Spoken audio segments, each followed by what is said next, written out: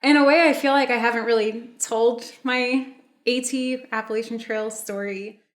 For me, it represents a pretty significant part of my life in terms of just like a lot. There's kind of like before the AT and after the AT. So, I don't know. I think I'm still, it was such a big thing that I think it's still processing. And probably because it's not just the trail and the adventure itself, but so much of kind of like the events leading up to it. And then all the places it's taken me since, or like, maybe like other paths that have come from it.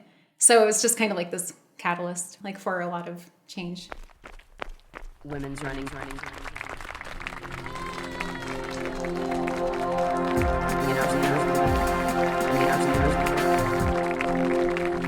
Women's running stories.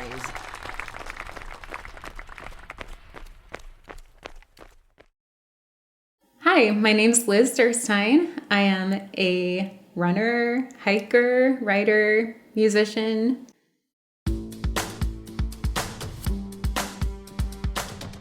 Yes, in this episode, you're going to hear from Liz Derstine about her experiences on the Appalachian Trail. But before we hear more from Liz, I want to welcome you to Women's Running Stories. We are the podcast that features runners' stories as told by the runners themselves. My name is Cherie Louise Turner. I am your host and producer. And if you're new here, welcome and thank you for joining us. I really hope you enjoy this story. It is a great one. And if you are returning, welcome back. I'm so happy that you've returned. And I want to let you know that this podcast is a proud member of the Evergreen Network of podcasts. Another podcast in the network that I know you will love is called Hear Her Sports. It is hosted and produced by my friend and great interviewer, Elizabeth Emery. Every other Thursday, Elizabeth delivers engaging, informative conversations with women who are bettering the sports world for us all. She has a wide variety of guests. She features a lot of athletes from so many different sports: open water swimming, cross-country skiing, cycling, running. I mean, the list goes on. And she brings in women who work in the sports space: journalists, academics, clothing manufacturers, nutritionists. Again, just a really wide variety of people. But the one thing all of these episodes have in common is that Elizabeth brings you into the world of the person she's talking to, and she and her guests really get into the reasons why her guest is so passionate about their pursuits, as well as the details of what it takes to do what they do so well. For me, I always find useful takeaways that I can apply to my own athletic pursuits, as well as life in general. So yeah, go ahead and check out Hear Her Sports. Of course, I will provide all of the pertinent links to Hear Her Sports in the show notes. Now on to Liz's story. We're focusing on Liz's experience around the Appalachian Trail, also known as the AT. We recorded this story back in the fall of 2022 in Boston, where Liz currently resides. Previous to her AT adventures, she was living in Portland, Oregon. Liz hiked the AT starting on July 7th, 2020, so she's had some time to reflect on her experiences, and she's going to get into a lot of that in this story. A few things to know about the AT. The specific distance of the trail changes ever so slightly from year to year, just depending on how it is routed. The year that Liz did it, it measured 2,193 miles. The one thing that doesn't change about the AT is that one end is at Springer Mountain in Georgia, and the other end is at Katahdin in Maine.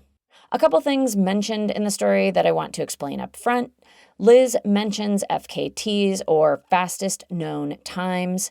These are records that are kept about the fastest known times that people have taken to complete well-known trails, and often they're quite long. And of course, the AT is one of them.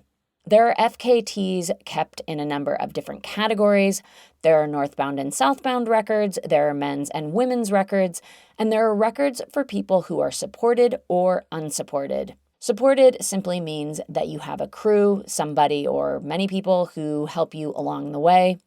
Unsupported, in essence, means that you're going solo. In Liz's case, she hiked northbound, starting in Georgia and ending in Maine, and she was supported. Another little detail to know about this trail culture is that many hikers take on a trail name. In some cases, that name is given to them by someone else, and in other cases, they choose their own name, as is what happened with Liz. My trail name is Mercury. I chose it, and it was inspired by music, which ties in just being a musician. But there's a song by this composer, Gustav Holst, called Mercury, and it's part of this orchestral suite called The Planets.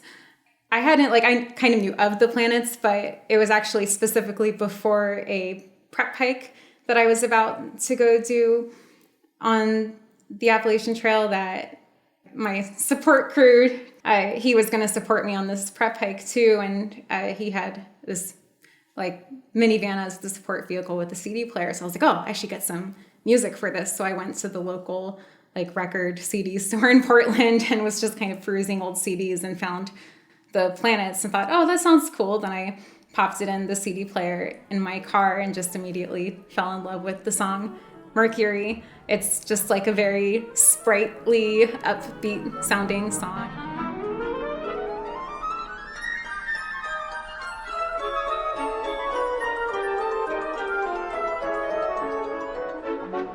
And I was like, oh, this is how I feel when I'm on the trails.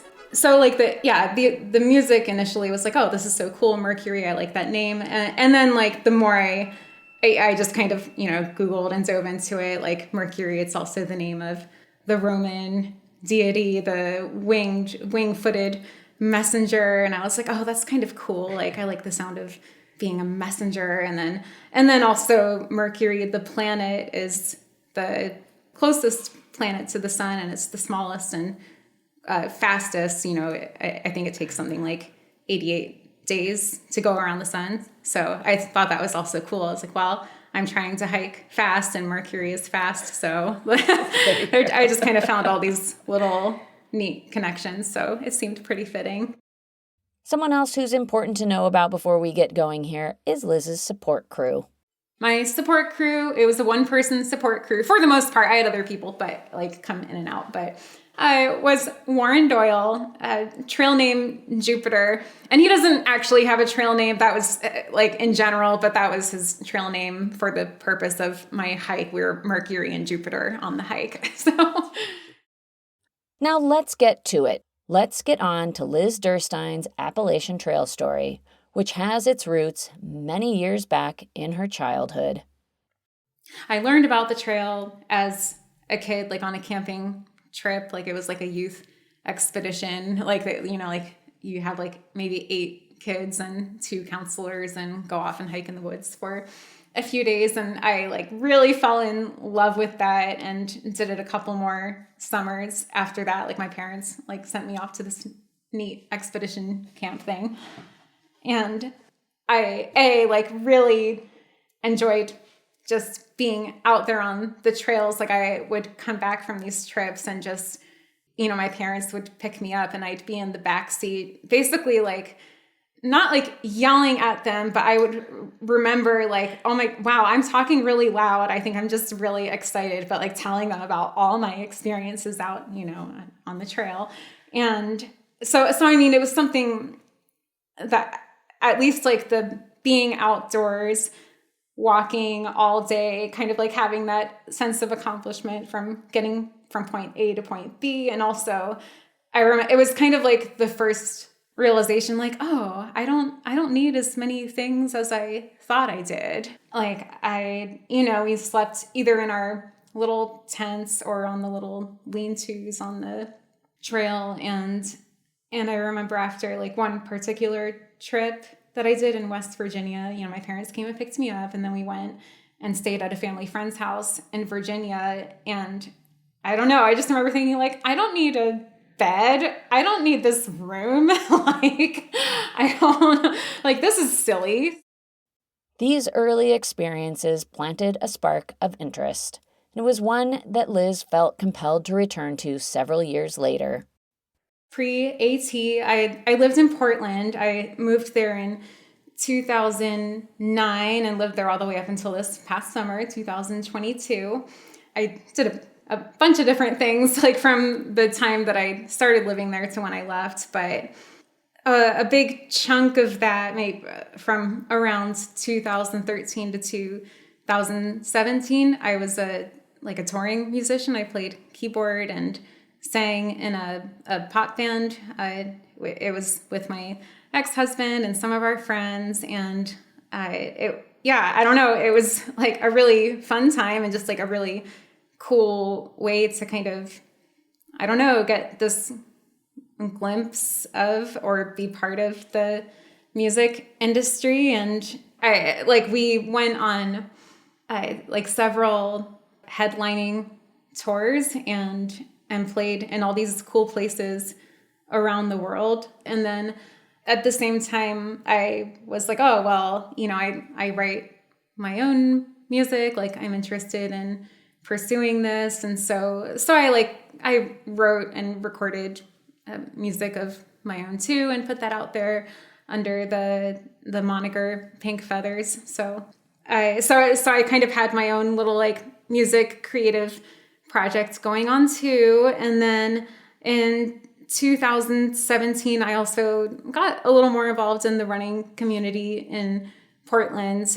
So I got initially involved, or, became kind of part of the Portland running community. I mean, as soon as I moved there, I started working at Portland Running Company and had a lot of fun with that and made a lot of friends through doing that. And then, in 2017, some of my close friends and I started this track club called Rose City Track Club. And just kind of built this little community, and it grew, and it's still around today. And then I also started coaching track and field and cross country at a local high school, Mountainside High School out in Beaverton. So most of my from 2017 to basically up to the pandemic, that's what I was involved in. We weren't doing as much touring, so I was the touring stopped in 2017. And as far as my personal music, I loved being part of a group and playing support, but I think it's another thing to kind of carry your own act. And I just don't think it fit my personality. I'm a little more introverted. So I just kind of set that aside and started to kind of turn my focus more toward running and the track club. And I had this big goal of qualifying for the Olympic trials. So that's kind of what there was this kind of big build to that. And I ran the Houston Marathon in 2020. And so at Houston, I ended up running a 2-hour, 51 and change minute marathon. And that was at the time, a 6-minute PR. So even though I didn't get the trials goal, I ran the best marathon of my life. I was also at that point, thinking about or planning to hike the AT, and I just kind of had it in my mind, okay, I'll give it everything I have to qualify for the US Olympic marathon trials. It's something I had been honestly chasing for 12 years, 3 Olympic cycles, even though, I never really had any kind of indication in my, race times or fitness that was a viable thing. But I really thought I could do it. And I don't know. So I just kind of fixated on this goal for basically all of my adult life to that point. And it kind of felt like I was banging my head against a wall a little bit, really wanting this thing so badly. And it was a goal that wasn't really serving me anymore. So, and it's kind of funny because I had this whole timeline already planned out from 2015 or 2016. I was okay, in 2020, I'm going to hike the Appalachian Trail, and not really knowing how I'd be feeling about my Olympic trials goal at that point, and not really knowing what else would be going on in my life, or not thinking why it might be like significant, or like, I don't know. It was just this idea I had, but I was very committed to the idea like for a very long time before I even started. I think there was something, I don't know what it is, but like something very deep inside that like called me to the trail to begin with. And I think that goes back to like from a young age. And I don't know what it is, but yeah, I don't know. I think there's something that like drew me toward wanting to do that, like to have that kind of experience. And it would probably still be true of like why I go in any hike now. I think it's mainly just curiosity, like what's going to happen? What will I learn? What will I see out there?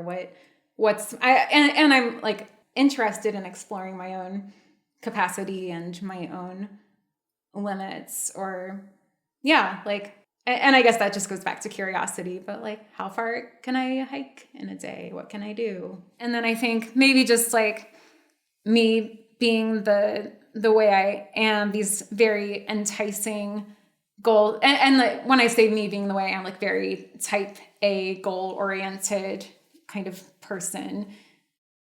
Originally, yeah, my plan was, I think it was just, I'm going to hike the AT. I really didn't have a plan of how I would do it. I mean, it was a very just kind of like daunting foreign thing to think about, because I really, aside from those like this maybe 3 expeditions I went on like 3 consecutive summers as like I guess I was like a young teenager.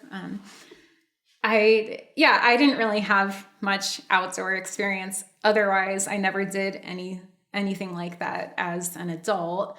And I just thought I was just like, this is this cool, adventurous thing I am going to do. I'll work out the details later. Like, so yeah, back then it was just, I want to do this. And I shared my plans with some friends, and they're like, oh, that's so cool. Like, can I come with you? And I'm like, yeah, of course. Like, let's plan a trip together. And, it's still like 4 or 5 years away, but it's like, so it's just kind of just more of an abstract idea. I really didn't have a plan. It just sounded fun. And then the closer it got, or I guess I should also say, back then I was aware of trail records, and I had read about Jennifer Farr Davis and her supported overall record. I had read about Heather Anderson and her self-supported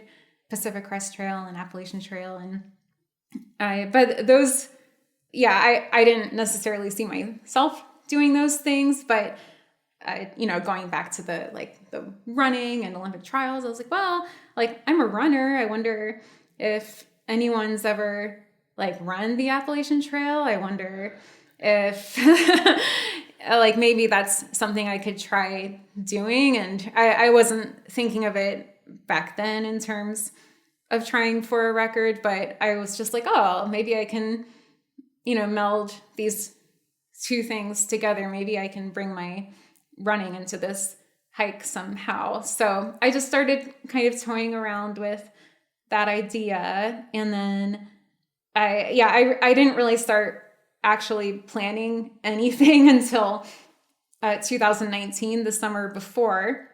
And I was like, oh, I guess, okay, I have 1 summer before next summer. So I guess I should actually start to experiment with gear and how this is going to work. And if I'm going to run, how am I going to carry my stuff and also run? Like, how's that going to work? Like so many people before her, Liz's questions about how to approach the Appalachian Trail led her directly to Warren Doyle, the man who would become Jupiter to Liz's Mercury. I met Warren because I attended his Appalachian Trail Institute. It's like a 5-day workshop that he hosts at his homestead. He has this neat farm property in Tennessee, and it's like a retreat center. And it's the folk school. He calls it the Appalachian Folk School. And he's an educator. He's a retired professor, university professor. And also he's hiked the Appalachian Trail 18 times. I know.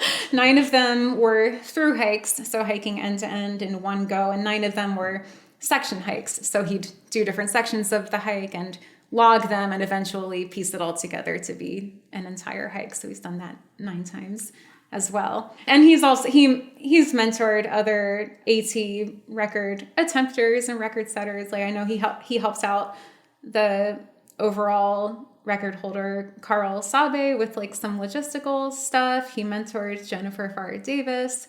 And you can sign up for these 5-day workshops. They're about like the psychological preparation for the AT, because if you read up on the statistics, I think something like 20% of the people that start the AT with the intention of hiking the entire thing finish. So there's a 20% completion rate.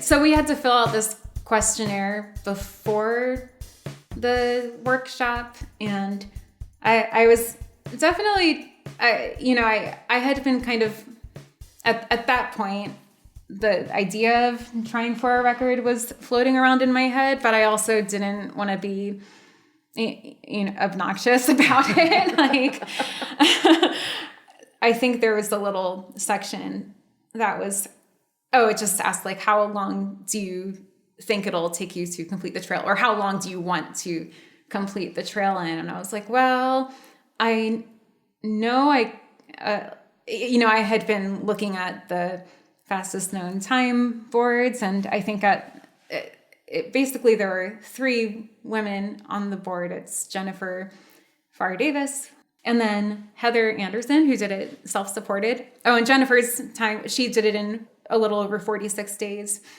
Heather Anderson did it self-supported, so like backpacking style, no support crew. She did it in 54 days. And then there's another, I know. It's like not that much of a difference from like the overall record. It's really amazing. And then Liz, trail name Snorkel Thomas, she had done the hike self-supported, but she did it in 80 days. So I was like, okay, like maybe I can try to do it in 80 days. I wasn't even at that point trying to think of touching Jennifer Farr Davis's or Heather Anderson's records, but I was like, well, maybe I can do it in 80 days. So I think on the little questionnaire I put 100 days. I was like, well, I'll just round up, so it's like more modest of a goal, or I don't know. But he told me later he saw what I had written, and then he also, I think, just looked me up on Facebook or something and saw that I was a runner, and he just kind of put 2 and 2 together pretty quickly, like, oh yeah, I bet she's gonna try to hike the trail pretty fast. And then I had also emailed him before the workshop, knowing that we'd be going on these hikes every day, but they were planned, I think, to be like 6 or 8 miles. And I was like, hey, would there be options for like going longer? If we want to go longer, I'm going to be running. I want to experiment with running with my pack, because like at that point I was planning self-supported. And so I think maybe I did like a couple 13-mile days in a row. And the first 2 times I took my full pack with me and all the weight and just was experimenting with running on the AT, and it was really fun. And every day Warren said, hey, you can just leave your pack in the trunk. You don't need to take your pack. And I was like, well, no, I want to like practice with my pack. Like that's like why I'm here. And then the last day, I think there were 3 days of hiking. On the last day, he offered one more time, and I said, okay. And so I left my pack in the car and then just ended up having one of those like runner's high kind of runs. It was like a Mercury kind of run where you hear like the sprightly music playing in the background. But it was just like one of those kind of like a spiritual high moment. Like I was just running through the woods, and I think even like a little rainstorm came through, but I just felt like happy and free. And I remember writing in my little journal, like I felt like a kid in a playground. Like I just felt amazing. And I don't know. So I just had like all these good feels from that run. And I remembered also telling Warren how excited I felt. And so I don't know. I think it was just like he maybe just saw some of that like passion and excitement come through for me. And he also just loves AT records. Like he follows whenever they happen, like he always follows along, and he's always very like, willing to help anyone that'll ask. And I think it's just something that he is also very like passionate about. So, here's this person that's like a runner and excited about doing the trail and maybe hiking it really fast. So anyway, we kept in touch after that, and he said like, hey, like if you end up wanting to try for a supported record, I would support you, like if you want. Yeah. So that's kind of how that all came about. And so in addition to the workshops that he puts on, he also does these kind of like supported section hikes so similar to what we were doing at the workshop, but on various parts of the AT. So he said, hey, I have this, he calls them smart hikes. I have a smart hike happening in New York. Like, why don't you come to New York? And then you can try some like long days on the AT. It was a short trip. So it was 2.5 days. I took a red eye and he picked me up at the airport. I think we stopped by a Walmart so I could just, get whatever supplies, food or whatever. And then he dropped me off at some part of the trail around noon. And I just ran until maybe 7:00 or so. Ran and hiked until 7:00 or whenever before it got dark out, and did about 20 miles. And then the day after that, I did 40 miles. And that was my first time doing anything that far ever. And, and again, it was kind of the same, not to be corny, but like magical feeling, kind of like, again, like that high of like just skipping around in the woods all day. Like that's what it felt like. It never felt like hard work. It just felt really fun. And it was just this kind of cool discovery, like, oh my gosh, like I had no idea I could do this and feel really good doing it. And so it was neat to have this theoretical thing that I was interested in doing, but then actually trying it and being like, oh my gosh, I can do this. So, and then the next day after that, I did another 40 miles. And it was the same thing. It was just kind of this very positive experience. And I just loved the freedom of movement, the freedom of being out there, and then just seeing all these beautiful sights. But yeah, I don't know. It was just this kind of feeling of, I found my thing. Liz was in.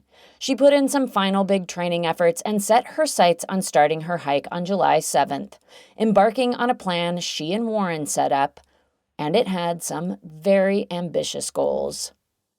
The goal was to break the overall supported record by Carl Sabe, awesome Belgian runner, athlete. And we had like a very meticulous plan for like how I would do that. And, as anyone that has done multi-day adventures or even ultras or even, marathons, whatever, it's like, you can have a really perfect plan, but there's that quote, like everyone has a plan until they get punched in the face. But yeah, that was the a goal, and we kind of had this, like, all my start stop points mapped out. And I started with a big first day and a big second day, all kind of with the goal of getting to the southern end of the Smokies at a very specific time, because there are these long 30-mile stretches without support in the Smokies. So it was all just kind of like strategic. And I also still had pretty limited camping and hiking experience. So everything was planned to end at a road crossing. Like, I did bring some of my hiking and camping gear with me as an option, but I ended up never being brave enough to use it. And also, it just would have been like one more thing to do on top of already being exhausted. So Liz was focused on Carl Sabe's record, which stood at 41 days, 7 hours. That is an average of 53 miles a day. She also had a plan B, which was Jennifer Farr Davis's supported women's record of 46 days, 11 hours. This would still require that Liz complete, on average, 47 miles every single day. It would become clear early on that Liz wouldn't be able to break Sabe's record, so the benchmark that Farr Davis had set became the goal to aim for. Most days started very early in the morning. My kind of go-to time, like on a standard day, would be 4 a.m., as in like on the trail by 4 a.m., so probably waking up at 3:15 or so. And I slept in the support vehicle. I had like a little platform, like a raised platform in the back that I slept on. And Jupiter slept. He slept under a tarp outside every night. Just very kind of him. And yeah, I try to be on the trail by 4 a.m. And of course, that varied greatly throughout, just depending on the goals for the day or the weather or the terrain.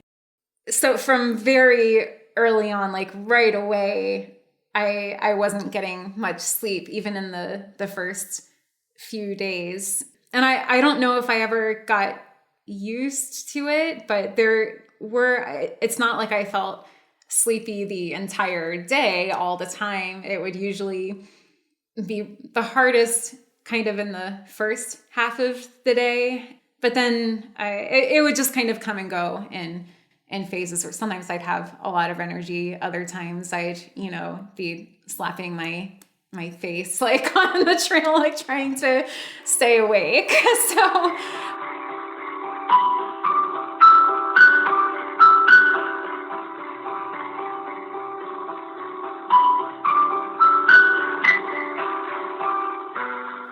the first week or so, I was very alone when I was out there on the trail. A, it was a pandemic year, and B, because of that, not only were there not many people on the trail, but I also couldn't just like invite my friends to come fly out from Oregon and hike with me. Like I had driven cross country to get there. So it was very solitary for the beginning of the trip and the end as I got up into Maine. But through the middle sections, I actually had a lot of people that had heard about what I was doing. So I'd have like people come out and walk with me for stretches, like especially down in Virginia and kind of like all the way up through Connecticut. I, during the day might have some people join me, and then even some kind people join me for night sections, which I really appreciated. But yeah, I rarely took much of a break. I mean, I might stop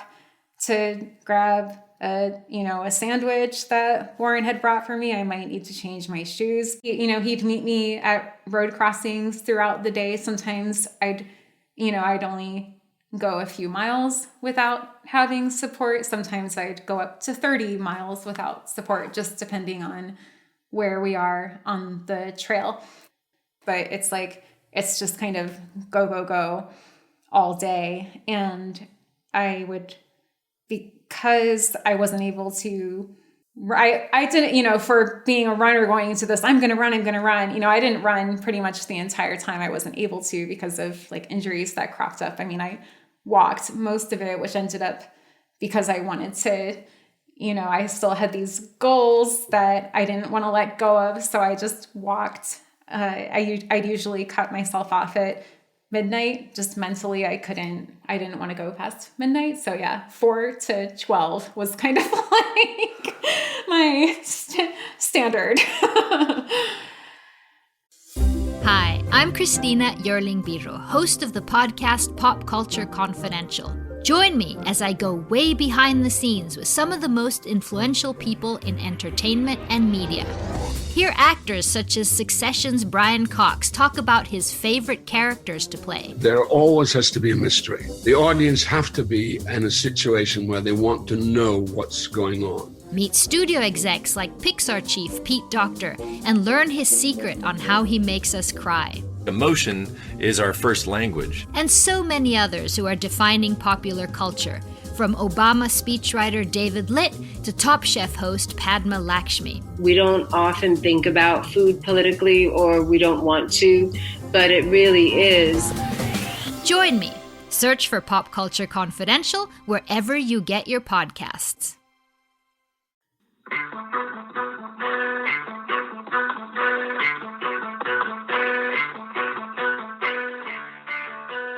But there was kind of like a crossroads, a figurative crossroads in Virginia in Shenandoah National Park, where I forget exactly my ailments. I know shin splints had been kind of bothering me throughout. I think that was the worst thing at the time. I also had really bad blisters that were the first thing in the morning. It would take a few miles for my blisters to warm up, so I'd just be like whimpering and whining, like by myself down the trail, like just hoping my blisters would eventually warm up, and then I'd end the day crying because my shins hurt so bad. And so it was starting to feel like a losing battle, and I had stayed on pace, I guess, with Jen's record. I think through whatever day, like day 18 or 19, I had averaged, I think, 49 miles a day, and with these ailments and such, and she dealt with all kind of stuff too, so it wasn't just me. But I think I kept hoping it would get better, or something would turn around, or like I'd eventually heal and be able to run again. But it was becoming very clear that wasn't going to happen, and that I finally just kind of, I don't want to say gave up, but I kind of I had kind of reached my limit. I'd had enough, and I think it was toward the end of a day, maybe 6 or 7 o'clock. So I could have kept hiking on a quote unquote normal day that, I still had probably another 6 hours of hiking to do. But I just kind of looked at Jupiter and was like, I don't know if I said, I don't think I can do it. I forget what I said, but I did know that I was done for the day. And I did know that the record was no longer, the record wasn't happening. And that was like my whole thing. So I ended the day early, and essentially because of that, let go of Jen's record. Because to give myself any chance, I should have kept walking. And I took a quote unquote rest day the next day. I think I started that day by hiking 12 miles just to do something, or I think it was let's just finish Shenandoah National Park. And I got some Burger King and just kind of was like, what am I going to do next? And then, Jupiter came up with several alternative plans for me. And it was basically here's when you would finish if you keep going at 30 miles a day. Here's when you would finish if you keep doing 20 miles a day. And just kind of like, and I think the whole idea was like, yeah, he wouldn't be able to keep supporting me, or maybe he would up until the planned 47 days or whatever we gave ourselves as like a maximum. But like, but then after that, it's like, I had my backpacking stuff, I'm on my own. And I was like, I don't want to finish in September. And I also didn't want to stop. Like, I still wanted to keep going. So it's like, well, like, why do I want to keep going? And so I don't know. I think there was definitely something deeper there. I don't know if I can totally name what it was, but I don't know. I think it was not like a magical, blissful experience in its entirety, but I certainly found this, like inner toughness that I didn't know I had. So we came up with a new plan to try for under 50 days, because like that would still be just like a really big personal big deal. Like, and it helped motivate me, I guess, to want to keep going. And also, yeah, I don't know. The thought of stopping just seemed really sad. And the thought of not reaching Katahdin, which is where the northern terminus of the trail is, like that also just seemed like, I had envisioned myself for so long, like touching that sign, reaching the mountaintop, and just to like let it all go because I wasn't going to get a record. Like that seemed sad. So yeah, so that was when I decided, and we decided to keep going. And it didn't get easier after that either. Liz recommitted to completing the AT, and this meant she would continue to face the physical challenges of long hiking days over difficult terrain, battling injuries. And there was the reality of facing the ever-present dangers and uncertainties of wild places. Fear is probably my favorite topic or like thing to think about, because it informs so much of what we do, like in our lives on a daily basis, how we plan, so I have fears going into every hike, and it's kind of like the usual suspects, like storms, bears, people, but I think, at least for me, I tend to stew in my fears, and it can be paralyzing, like before you even get out there. And I'm just saying out there as a metaphor for anything. Like it can stop you from doing anything before you start because of like what could happen. And yeah, I think that's just like a very human thing. So I was really nervous about storms, like even from when I first started reading about the AT and learning about it. It's like, well, you're up on ridges basically the whole time. So what do you do? And even during some of my practice hikes, like there was a storm and I ended up just hiding in the support vehicle because I didn't want to go out in the storm. And I remember, Jupiter was like, if you want to go for a record, you can't just like hide in the support vehicle because there's storms every day, like at least in the South in the summer, for sure. And I think the first storm I encountered on the AT, I think it was just a day or like 2 days in. And I remember hiking, going up a mountain while there's a storm rolling through. And I had never planned on bringing a hiking pole. Like I never used those trail running, but I had, only 2 days in started to get shin splints. So Jupiter gave me a hiking pole, and I remember thinking, great, like now I'm gonna get electrocuted because I'm holding this hiking pole. So every time like the thunder cracked, I'd like throw my hiking pole down the trail as if like, I was faster than lightning. The storms became a very regular occurrence, and I don't think there's ever a storm that's not going to be scary, and there's never going to be a a good time to like be on a mountain. Like it is risky, but I had so many other things on my mind and they became so regular that I just didn't care anymore. And I definitely like, would yell at the thunder or like, I'm like, oh yeah, is that all you got? Or like, you don't scare me. Like, and there were definitely times that I'd sing just to, I'd be scared, but I'd sing just to make myself feel better. Like the I Have Confidence song from Sound of Music. And I'm like, I have confidence. And I'm like crying, but like saying I have confidence.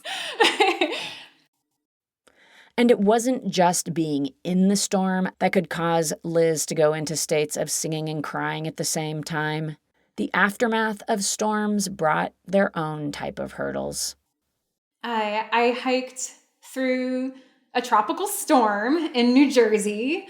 That was, I actually was just laughing because it was so ridiculous. I had just crossed into New Jersey from Pennsylvania. And, I think, I wasn't paying attention to, I wasn't really on my phone a lot. Like I wasn't paying attention to the weather. Like Jupiter knew it was coming, but I think he didn't want to worry me with like what was ahead. And I think he just maybe mentioned it like the day before or the day of like, yeah, just so you know, there's a tropical storm coming. And I got really lucky because it rained really, really, really hard on me. Like I was hiking and the trail was just a river. It was like probably 3 to 4 inches of water. I was wearing every layer I had, plus like Jupiter had lent me his big old jacket. I was trying to think of them. It was like made of a very thick, like not water resistant material, but it was more about keeping warm than staying dry. I was also wearing a garbage bag underneath everything just to like keep my core warm. And it was just, I was smiling the whole time because it was just so funny. Like it was, of course no one's out there. And so I guess it was one of those like, okay, I'm feeling very alive kind of moments. And again, like I just got lucky. I heard one tree fall and it wasn't near where I was.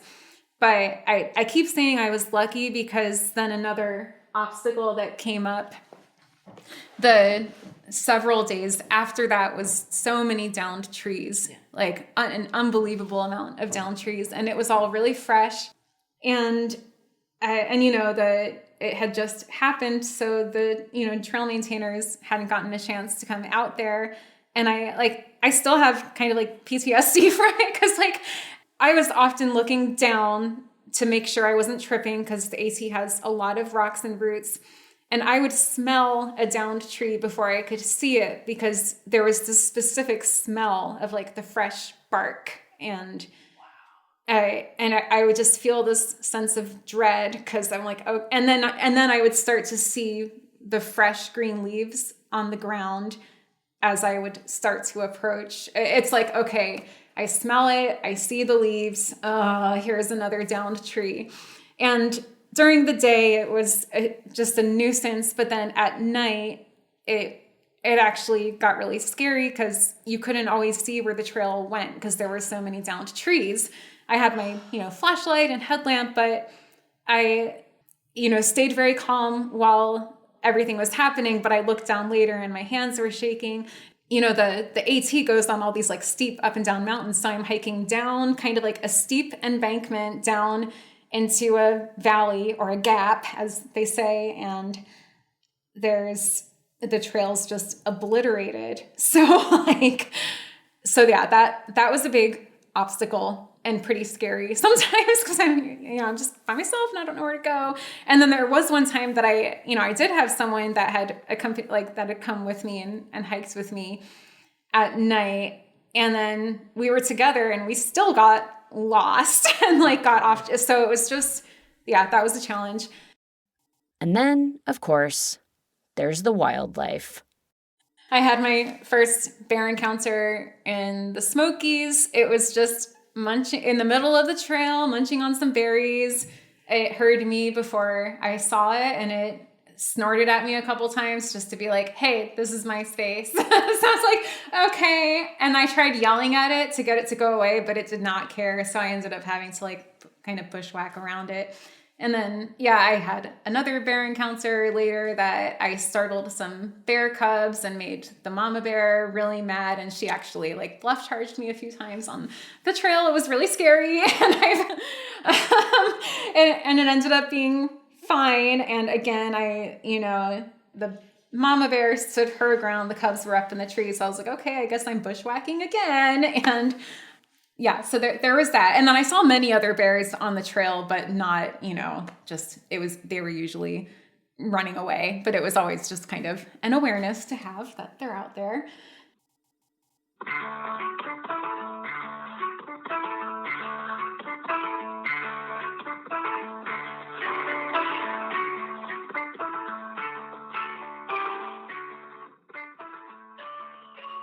It's like, yes, there was a lot of pain and suffering, but there were still like all these magical moments like sprinkled throughout. Like there were, every day. And I don't know, like just, I have these memories of, I had one night or day my parents had come to visit, and I could have finished a very like good on paper day at 8:00, and I could have gone back to like the hotel with them and gotten a shower, and but I also was just like, I know I can keep going, and not because like I want to torture myself, but just I just knew I could.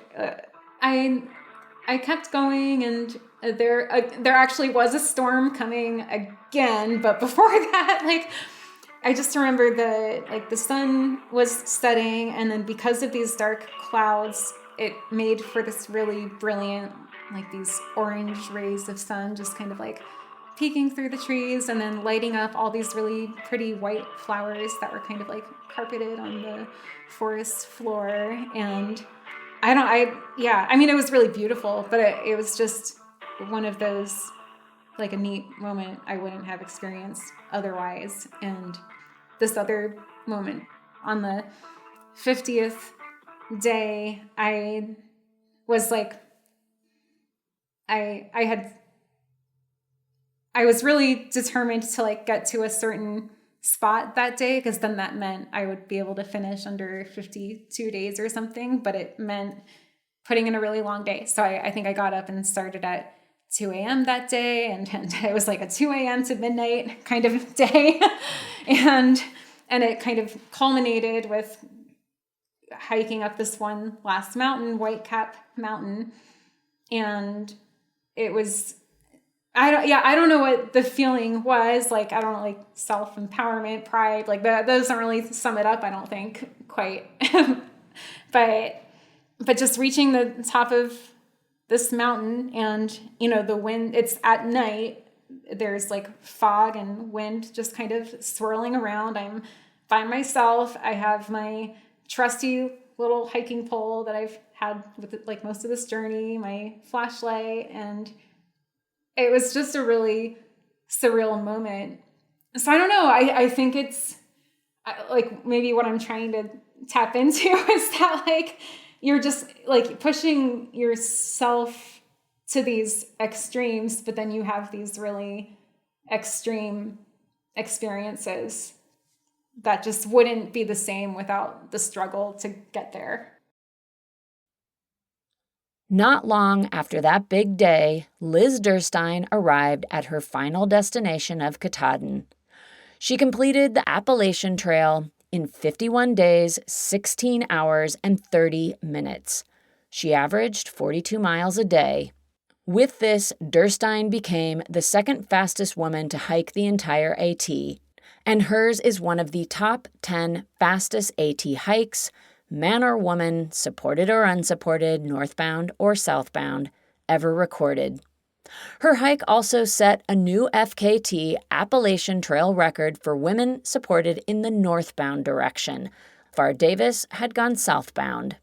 The previous Northbound supported women's AT record of 106 days, 8 hours had been set back in 2015 by the mother-daughter team of Angela and Kelsey Sawyer.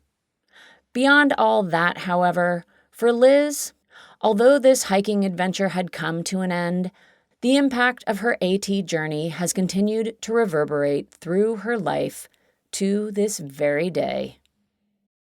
Well, now I'm here in Boston doing music. I mean, the AT definitely had played a big role in that. Like, I was doing this really extreme physical thing.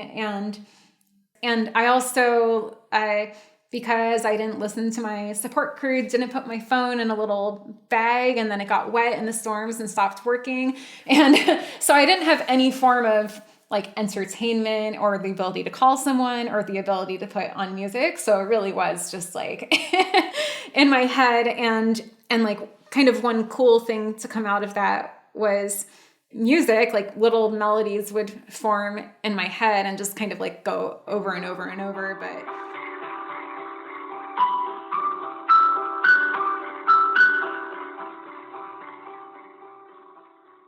it just kind of brought out this, it like tapped into this creative part of me that I didn't know was still there. And then I think also in doing this very extreme physical thing, I think I was just like, when I'm done with this, I am gonna do creative pursuits. I am going to write. I am gonna make music. I'm never gonna walk again. Like, so I don't know, something about, it was probably, I mean, there's the combination of like the fatigue and the high emotions, and then also just being a like artist, creative person. But I don't know, it just kind of lit the fire in me to want to pursue those, like, just to more creative or like pursuits again after kind of leaving it for some time. Because after I stopped touring, I wasn't really doing a ton with music, like between the end of that and the start of the AT. So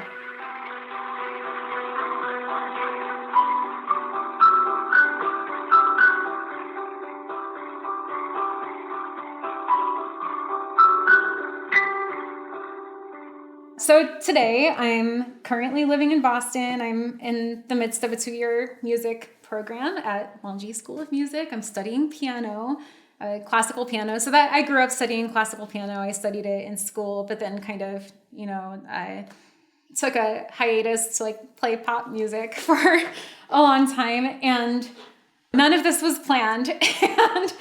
and I'm not to go into details, but it is significant. Like I was married for 13 years and now I'm not. And I lived in Portland, Oregon for 13 years and now I'm not to say that I might not go back, but, I think not only did I hike the AT and have this kind of wild experience, but like also it was the pandemic year and the pandemic happened. So like, I think there's a lot intertwined there too. I mean, everyone's lives were upended. So I'm sure that plays into a lot of it too. And it does kind of make you, like, okay, like what are my priorities? Like what do I want in my life? What do I not want in my life? And I want everyone to like me. I want everyone in my life to like me. But like, but then it's like, ooh, I start kind of going down this different path. And again, not that it's the AT itself, but like I'm starting to maybe do things that not everyone is gonna like. But I feel strongly enough about it to want to go and pursue that. And so it means I'm not going to be doing all the same things or necessarily like prioritizing all the same things I was before. And like I'm not making everyone happy with my decisions. and that's really hard to do. So, but yeah, I mean, I think maybe what I found, not just on the trail, but in the process of the kind of like preparing for it and exploring all these new things, I think there were parts of my life where I was more trying to like fit in or blend in or just kind of like look the part or be the part. And on the trail, and not to put it all on the trail, maybe the trail is like a metaphor, but like I felt maybe that was like the vehicle for I found a place where I felt like I could really be myself, and whatever that means.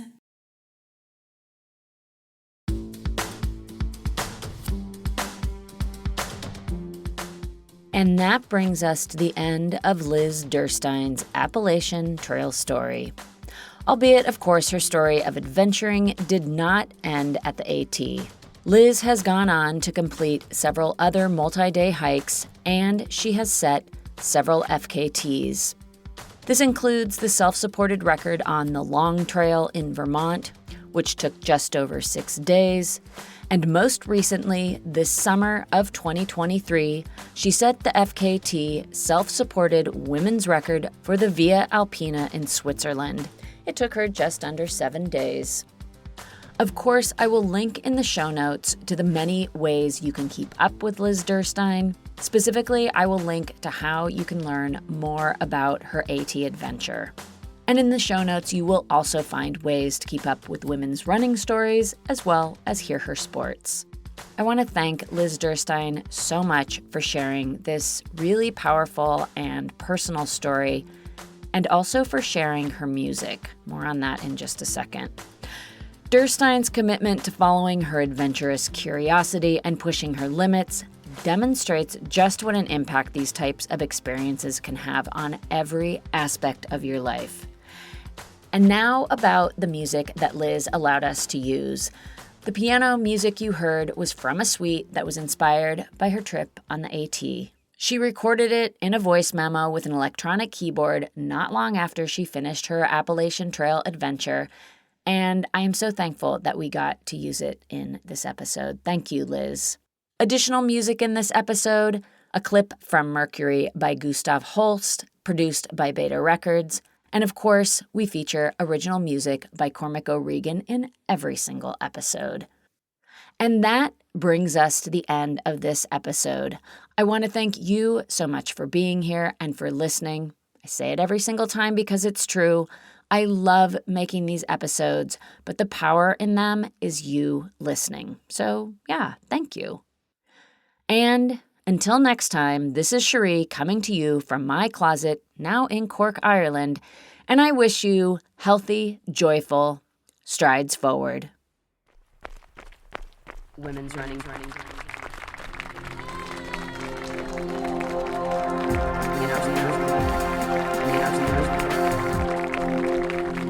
Women's running stories.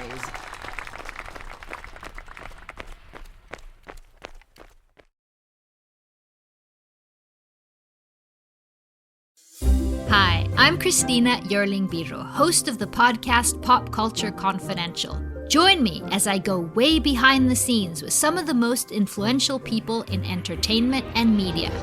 Hear actors such as Succession's Brian Cox talk about his favorite characters to play. There always has to be a mystery. The audience have to be in a situation where they want to know what's going on. Meet studio execs like Pixar chief Pete Docter and learn his secret on how he makes us cry. Emotion is our first language. And so many others who are defining popular culture, from Obama speechwriter David Litt to Top Chef host Padma Lakshmi. We don't often think about food politically, or we don't want to, but it really is. Join me. Search for Pop Culture Confidential wherever you get your podcasts.